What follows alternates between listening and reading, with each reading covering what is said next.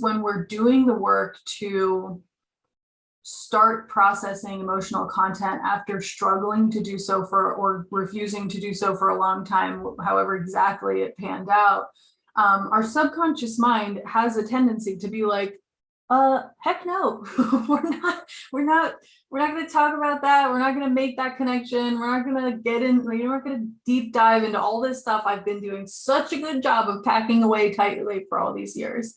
And so, especially if we are relatively new to journal speak in particular, it's really important that we just keep, a thread of patience running through, because our system needs that sense of trust. It needs to know that that you're not going to pull the rug out from under it when it tells you the truth. Because that's what most of us have learned. Like we, may have had some bad experience somewhere along the way where we shared our feelings, our true, vulnerability or our feelings with someone, and they either turned away and couldn't handle it, didn't want to talk to us, or they shamed us or punished us. There's just so many ways that we have been traumatized about having feelings. Not even like all the other stuff that we have feelings about, but having the feelings themselves.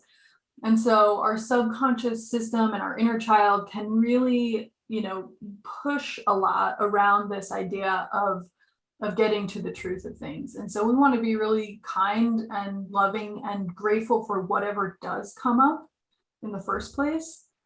And trusting that when these things are coming up, because our minds, we're so strongly shaped to focus on this sort of logical, rational mindset and our left brain activity, that we think we need like clear-cut answers or lists or check boxes or a straight line from here to there.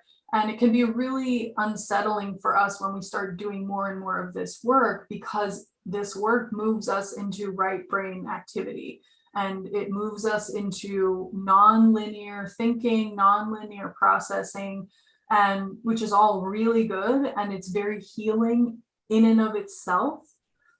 There's less to do, more to just allow.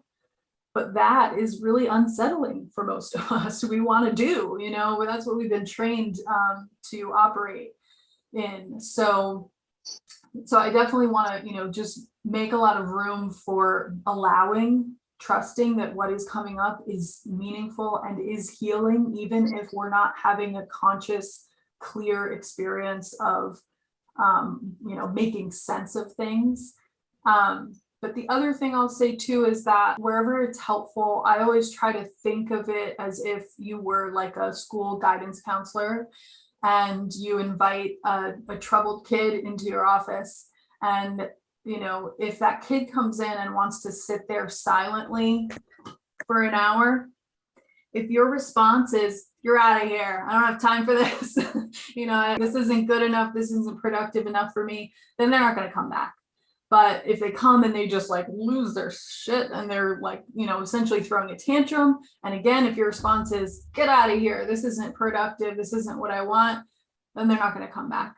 And so much of what we're doing by continuing to show up and just letting whatever needs to come through, that's what's building that bridge of trust for the subconscious mind to, if you can handle this, and if you can handle this, and if you can handle that, okay, fine. Now I'll start giving you the goods. But we've got to like nail that down.